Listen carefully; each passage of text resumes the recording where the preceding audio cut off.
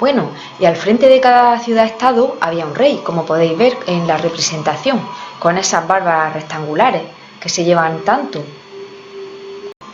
Y en esta diapositiva podéis ver cómo es una sociedad jerarquizada.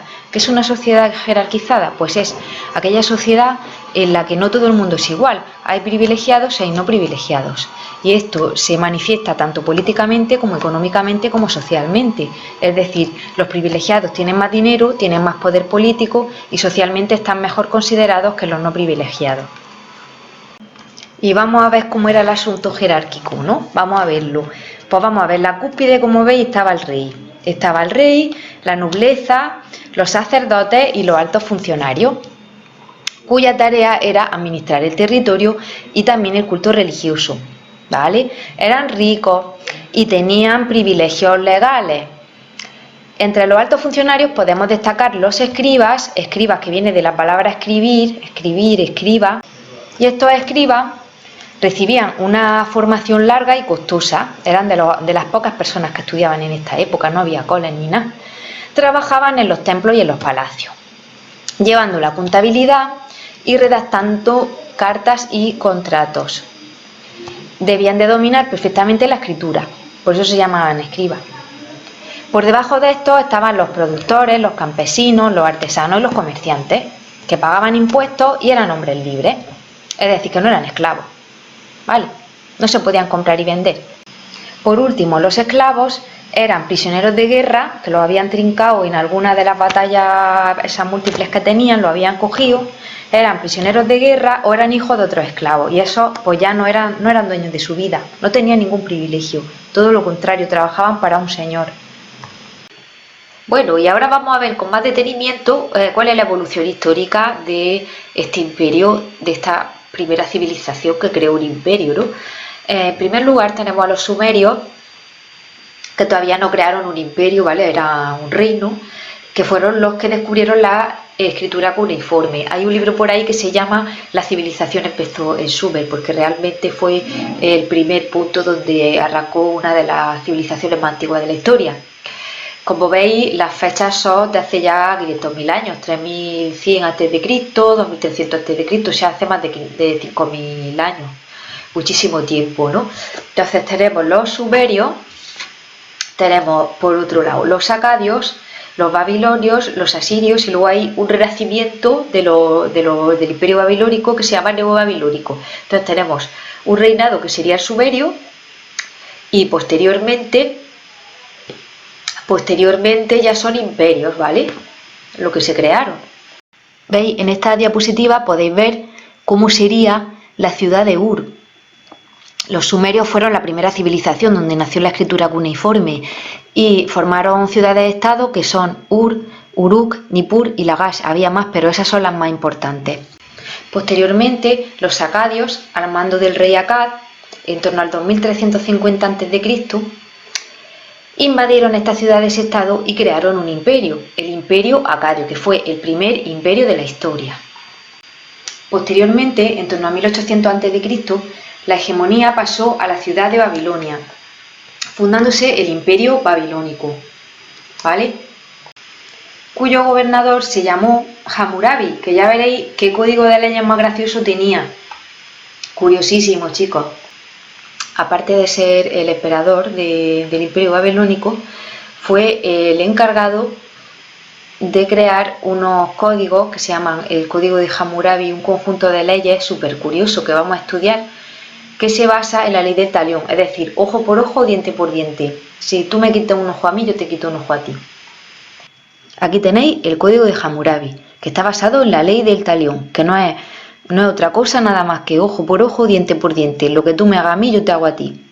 El código de Hammurabi está considerado uno de los códigos de leyes más antiguos de la historia. Fue tallado hacia el año 1800 a.C. en una estela de basalto de más de 2 metros de altura, que la tenéis ahí en la diapositiva en la parte de arriba izquierda. Se basa en la ley del talión, ojo por ojo, diente por diente, que establecía un castigo igual al crimen cometido. Las penas impuestas a los delincuentes eran muy duras, desde multas hasta mutilaciones, la esclavitud o la muerte. En el epílogo se enumeran diversas maldiciones para quienes incumplan la sentencia. Aquí podéis leer algunos de sus artículos. Dice, por ejemplo, el 196, si un hombre quita el ojo de otro hombre, su ojo será quitado. El 200, si un hombre extrae el diente de otro hombre, su diente será quitado.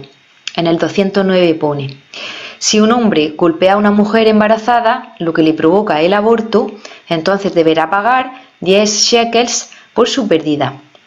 Bueno, shekels es como ahora para nosotros los euros, ¿vale? Era su moneda. Y en el artículo 210 se dice, pero si la mujer muere, también, o sea, la mujer que ha abortado, si también muere ella, entonces la hija del agresor será sentenciada a muerte. Si pudierais ver en vivo la estela, veréis la parte de arriba, aunque yo creo que se aprecia bien en la pizarra, ¿no? En la parte de arriba de la estela aparece Shamash, que es el dios de la justicia, sentado en su trono y entregando las leyes al rey Hammurabi. Y ya en la parte inferior tiene las 282 leyes grabadas en ambas caras de la estela y redactadas en escritura cuneiforme. El último gran dominio correspondió a los asirios, un pueblo guerrero que conquistó toda Mesopotamia y que extendió el imperio asirio hasta el mar Mediterráneo. Como veis, va haciéndose cada vez más grande el territorio de Mesopotamia. Destacan las conquistas de Asurbanipal. Durante su reinado, la cultura asiria alcanzó su apogeo, lo cual se aprecia en los palacios de Nínive, que están hoy día en Irak, en el actual Irak. Ahí tenéis la foto de la leona herida, abajo a la derecha, así como otros relieves que también representan batallas, porque era, como digo, era una gente muy guerrera, un pueblo muy guerrero, y luego hay un retrato de cómo debía ser Asurbanipal. En esta época todavía no había fotos ni nada.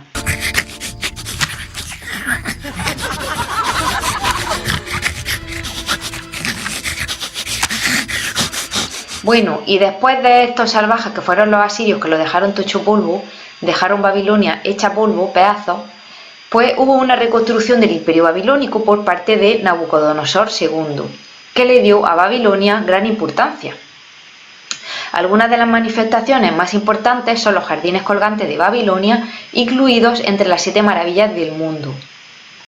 No te estoy entendiendo nada desde el principio y te estoy dejando hablar. Haz el favor de dejar a la voz de off hablar sola, que estás ahí con el inglés inventado. Y como estáis viendo que la historia es quítate tú de aquí, que esto es para mí, pues llegaron los persas en el siglo VI a.C.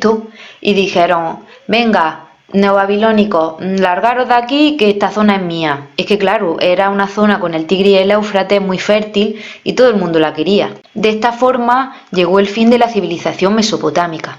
Aquí lo podéis ver en el mapa. Ahora vamos a pasar al apartado de cultura y arte mesopotámicos. Los mesopotámicos fueron un pueblo que alcanzó un gran desarrollo cultural y artístico. En cuanto a la cultura, podemos hablar, en primer lugar, de que la primera obra literaria de la historia la crearon ellos, que se llamaba el poema de Gilgamesh o la épica de Gilgamesh. Tenemos parte de la decoración que lleva ahí a la derecha y se escribió en tablilla de arcilla utilizando la escritura cuneiforme. Bueno, narra la historia del rey de Uruk, que se llamaba Gilgamesh. Es una obra épica, es decir, sobre aventuras que vive Gilgamesh, y es la más antigua conocida. Luego, los babilónicos crearon el primer código de leyes, conocido como Código de Hammurabi, que lo tenemos a la izquierda, ya hemos hablado de él. Se creó en torno a 1760 a.C. Es el código legislativo más antiguo, es decir, son las leyes más antiguas de la historia. Fue grabado en una estela de piedra en escritura cuneiforme. En la parte superior aparece el rey de Babilonia, Hammurabi, junto a Shamash, que es el dios de la justicia. Y aquí tenéis más imágenes sobre el poema de Gilgamesh. Como veis, está escrito sobre tablilla. En este momento todavía no tenían folio, no tenían otro soporte para escribir más que tablillas de arcilla. Y aquí tenéis nuevamente ese código de leyes en esa estela de basalto. A la derecha arriba tenéis la escritura cuneiforme, donde vienen todas las leyes, lo del ojo por ojo, diente por diente. O sea, si tú me quitas un ojo, yo te quito un ojo, etcétera. Ya lo hemos comentado. Por cierto, no he dicho todavía que la civilización mesopotámica era politeísta. ¿Qué quiere decir politeísta? Pues si poli quiere decir varios y teo quiere decir Dios, politeísta quiere decir que creían en varios dioses. Cuando, por ejemplo, en el caso del cristianismo y el Islam, la religión islámica, solo creen un Dios, entonces son monoteístas los que son cristianos o musulmanes.